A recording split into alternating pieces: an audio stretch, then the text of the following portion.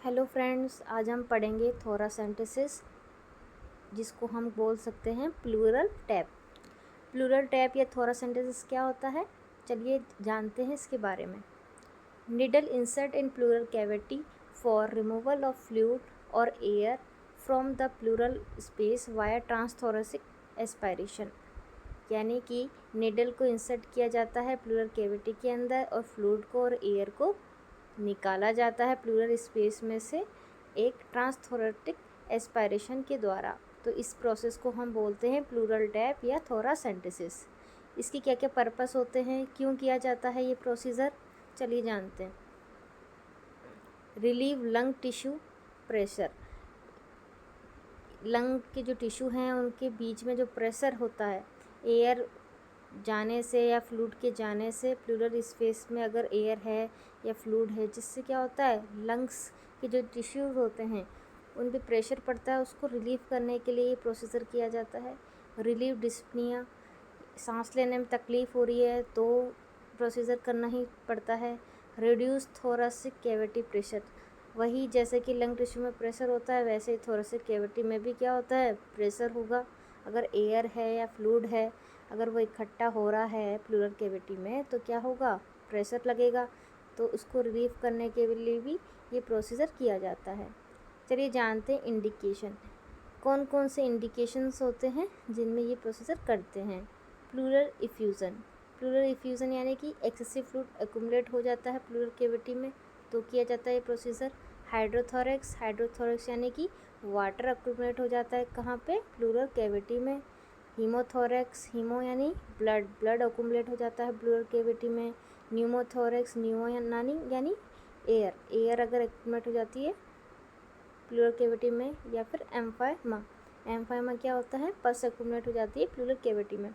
तो ये 5 इंडिकेशन है मेनली जहाँ पे ये थोरासेंटेसिस या प्लूरल टैप वाला प्रोसीजर किया जाता है।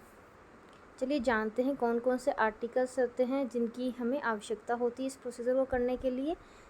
सबसे पहले हमें निडल चाहिए होती है 14 से 16 गोज के बीच में, या 14 के भी यूज़ करते हैं, किसी पेशेंट में 15 के भी यूज़ करते हैं, किसी में 16 के भी यूज़ करते हैं, ठीक है। इसके अलावा 2% ज़ाइलोकेन इंजेक्शन चाहिए होता है, 10% बीटाडिन चाहिए होता है क्लीन करने के लिए, 3-वे एडेप्टर चाहिए होता है, चेस्ट ट्यूब चाहिए होती है, ड्राई गॉज पीस चाहिए होते हैं, स्टेथोस्कोप चाहिए होता है, सैंपल बोतल चाहिए होती है, सोडियम सिट्रेट की वाइल भी हम यूज़ में ले सकते हैं अगर फ्लूइड का सैंपल हमें सेंड करना है तो। कहाँ पे सेंड करना है, लैब में सेंड करना है फॉर टेस्ट, ठीक है। अब प्री प्रोसीजर करने से पहले हमें क्या क्या चीज़ें करनी चाहिए। एक तो डायग्नोसिस कंफर्म होना चाहिए जो कि होता है एक्सरे के द्वारा। इसके अलावा एस्कल्टेशन करते हैं, डल साउंड या डिमिनिश ब्रिज साउंड हमें सुनाई देता है क्योंकि उसमें फ्लूइड रहता है। किसमें, प्लूरल कैविटी में फ्लूइड मौजूद रहता है, इसलिए हमें डल या डिमिनिश ब्रिज साउंड सुनाई देता है, ठीक है। और प्रोसीजर करने से पहले कौन सी पोजीशन देते हैं, सिटिंग पोजीशन देते हैं, ठीक है। Sitting upright with arm shoulder supported by A table at the bed side during procedure, यानी सिटिंग पोजीशन देंगे और जो टेबल होती है जिसे हम कार्डियक टेबल बोलते हैं उस पर सपोर्ट रख सकता है, अपने हाथों का सपोर्ट करके सिटिंग अपराइट बैठने के लिए बोलेंगे हम पेशेंट को, ठीक है। If the client can not sit up, the client is place lying in bed towards the unaffected side with head of the bed elevated. यदि पेशेंट जो है वो अनकॉन्शियस है या वो बैठ नहीं सकता है तो उसे हम साइड लाइन पोजिशन भी दे सकते हैं। अनअफेक्टेड साइड जो साइड है वहाँ से साइड लाइन पोजिशन देंगे और जो हेड होता है बेड का वो थोड़ा सा एलिवेट रखेंगे, ठीक है। साइड सिलेक्शन, इसके बाद हम करते हैं साइड का selection.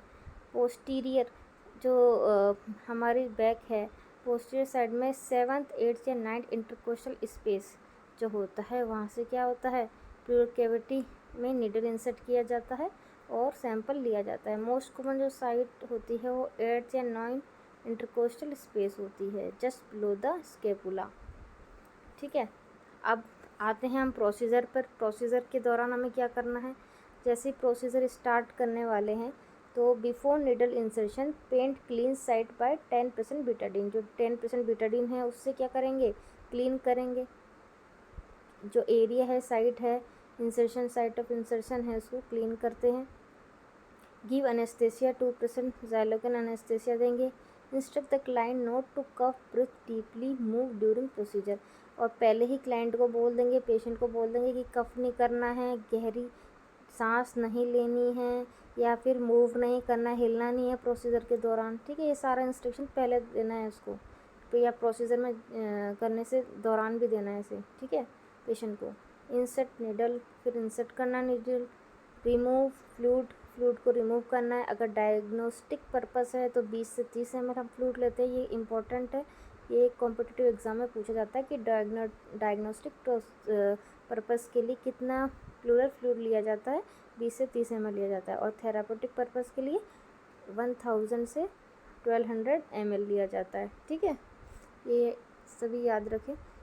Then post procedure, procedure ख़त्म हो गया है, उसके बाद हमें क्या करना है, प्रोसीजर ख़त्म हो गया है, इसके बाद में अप्लाई ये pressure dressing at the puncture site, puncture site है उस पर प्रेशर ड्रेसिंग अप्लाइड करनी है। Give affected site position to prevent pneumothorax और लीकेज, जिस साइड पे हमने निडल इंसर्ट की है उस साइड में ही क्या करेंगे, पोजीशन देनी है अफेक्टेड साइड की तरफ से ही। ठीक है, ताकि जो भी है न्यूमोथोरिक्स ना हो, यानी एयर ना जाए या फिर कोई लीकेज ना हो। मॉनिटर करेंगे vital sign, specially respiratory rate को मॉनिटर करना है। ठीक है, monitor for sign of pneumothorax, air embolism, pulmonary oedema, ये इनके साइन को भी मॉनिटर करते रहना है आफ्टर प्रोसीजर। ठीक है, कॉम्प्लिकेशन क्या क्या हो सकते हैं अगर ये प्रोसीजर कर रहे हैं तो हमें न्यूमोथोरिक्स देखने को मिल सकता है, जो कि मोस्ट कॉमन कॉम्प्लिकेशन होता है प्लूरल टैप का। ठीक है, प्लूरल टैप का मोस्ट कॉमन कॉम्प्लिकेशन क्या होता है, न्यूमोथोरिक्स। हाइपोवोलेमिया भी हो सकता है, इन्फेक्शन हो सकता है प्लूरल कैविटी में। ठीक है, अब आइए चलिए हम डायग्राम देख लेते हैं।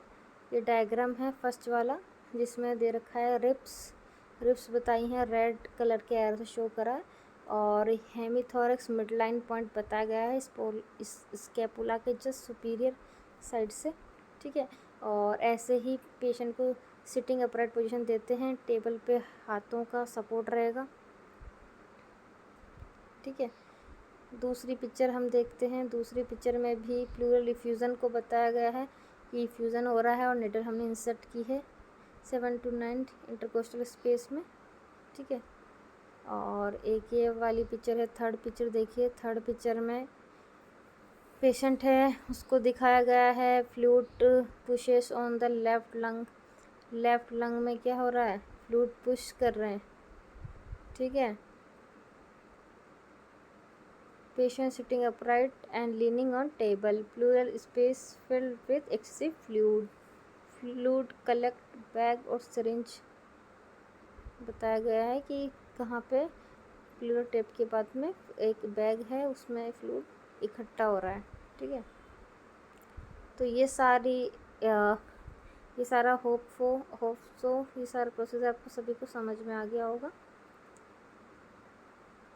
बाकी अगर आप नॉर्सर चैनल पर नए हैं तो चैनल को लाइक करें, शेयर करें, सब्सक्राइब करें, और ताकि आने वाली जो भी वीडियोस है उनका नोटिफिकेशन आपको सबसे पहले मिल पाए।